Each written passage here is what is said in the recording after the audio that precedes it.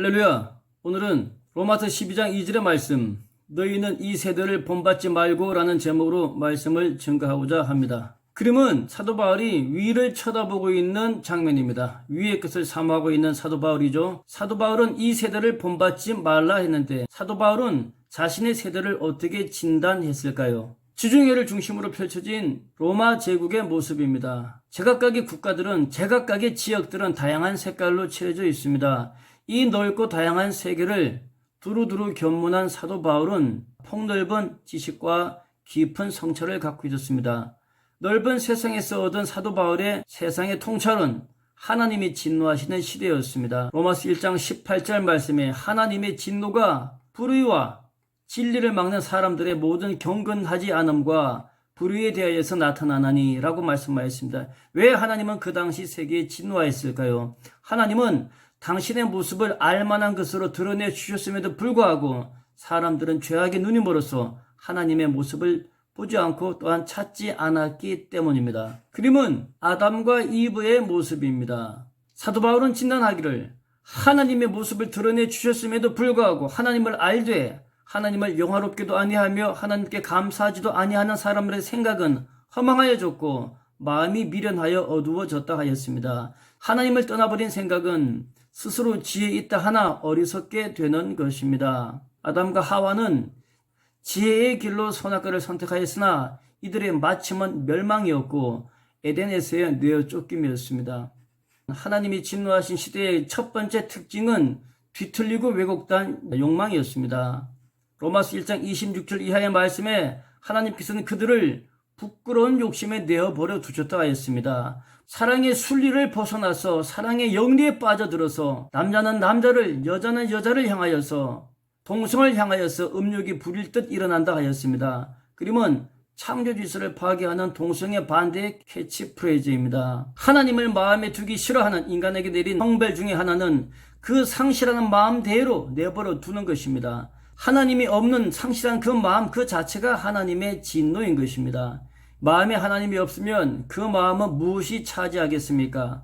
마귀는 그 마음에 들어옵니다. 마귀는 자신이 마귀가 아닌 척 삶의 껍질을 뒤집어 쓰고 우리 마음에 들어와서 우리 마음의 걱정, 근심, 탐욕의 주인 노릇하게 됩니다. 마귀가 우리 마음에서 만들어내는 것은 불의, 추악, 탐욕, 악의, 시기, 살인, 분쟁, 사기, 악독, 이러한 악의 모습은 정도의 차이는 있으나 우리 모두들의 마음속에 제각각 있는 것입니다. 또한 인간관계의 모습에서 수근수근하고 뒤에서 비방하고 능욕하고 인격을 모독하는 것이죠. 교만하고 자랑하고 마음으로 악을 도모하고 부모를 거역하는 것입니다. 지혜롭지 못하게 우매하고 약속을 배반해버리고 무정하고 무자비하고 하나님을 잃어버린 이러한 악의 모습들은 정도의 차이는 있지만 우리 모두의 마음속에 제각각 조금씩 있는 것입니다. 그림은 동생을 돌로 때려 죽이는 가인의 모습입니다. 가인의 마음에 하나님이 있었으면 돌을 들 수 있었을까요? 하나님을 떠난 자의 마음은 마귀가 주장하는 것입니다. 사도 바울은 이러한 죄악에서 떠나 마음을 새롭게 함으로 변화받으라고 하였습니다. 어떻게 변화받을 수 있을까요? 우리의 마음, 우리의 심령 속에 하나님의 사랑, 그리스도의 빛이 환히 들어오면 우리의 마음은, 우리의 영은 맑고 밝아져서 조금씩 어둠의 악이 물러가기 시작합니다. 사도 바울은 어떻게 악을 집어던지고 하나님의 선, 예수 그리스도의 거룩한 지식으로 변화를 받았는가 한번 보도록 하겠습니다. 나는 로마 시민이다. 로마 시민의 특권을 나타낸 그림입니다. 사도 바울이 예루살렘에 들어오자 많은 유대인들은 사도 바울을 잡으려고 소동이 일어났습니다.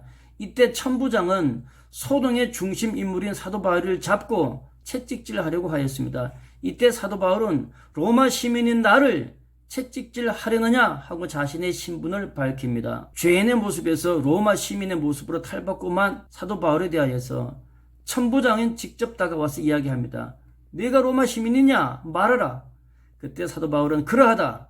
천부장은 나는 돈을 많이 들여서 이 시민권을 얻어노라. 사도 바울은 나는 나면서부터 로마 시민이다.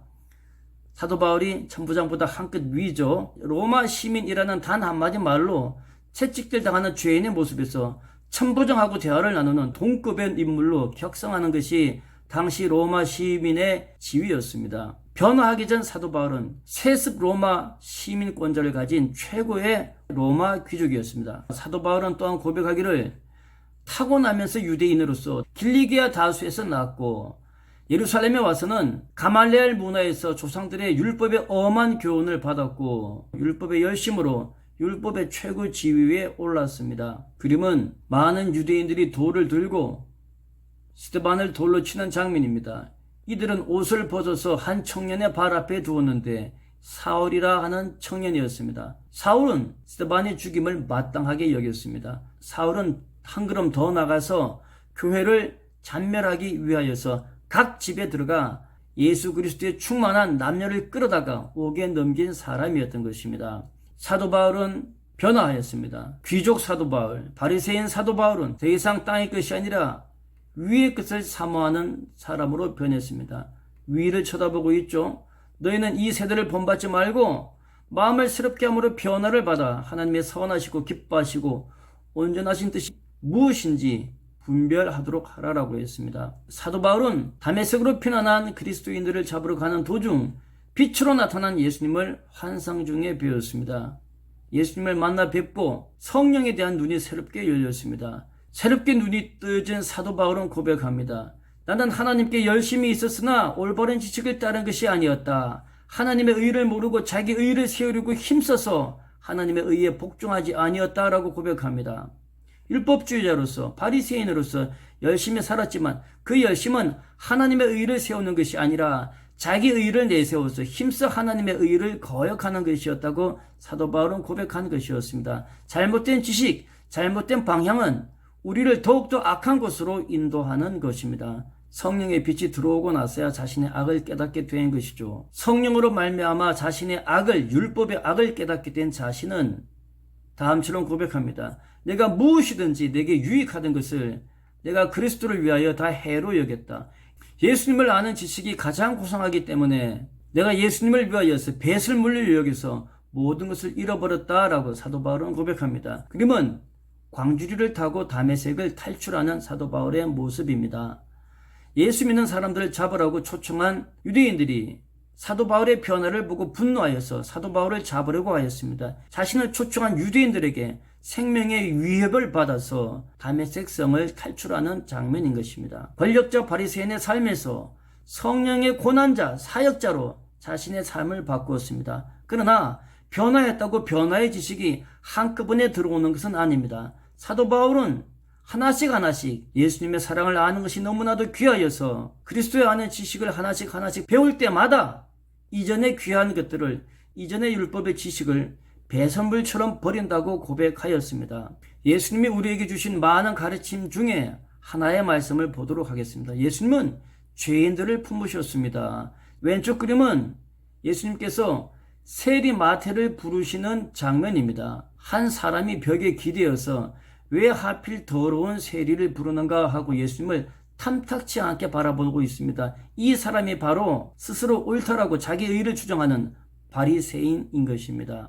오른쪽의 그림은 자신의 죄로 말미암아 몸부림치면서 자신의 죄를 사함을 받고 싶어서 예수님 발에 옥합을 깨뜨리는 한 여인의 모습이고 그 여인에게 죄를 용서받을 수 있도록 당신의 발을 내어주시는 예수님의 모습입니다. 바리새인들은 제자들에게 불평합니다. 어찌하여서 너희 선생은 세리와 죄인들을 품고 그들과 함께 잡수시느냐? 이에 대하여서 예수님은 다음처럼 이야기합니다. 너희는 가서 내가 긍휼을 원하고 제사를 원치 아니하노라 라고 하신 뜻이 무엇인지 배우라 하였습니다.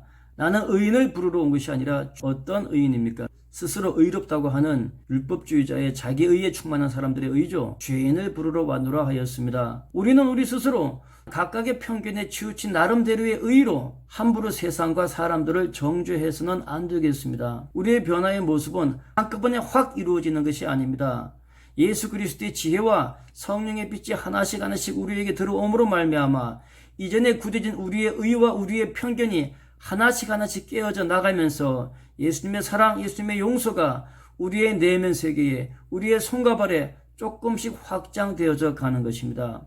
예수님의 세상을 품으신 것처럼 사랑과 용서로 죄인을 품는 긍휼이 우리의 내면에, 우리의 시각에, 양심에 조금씩 더 확장되시기를 주의 이름으로 축원합니다. 감사합니다.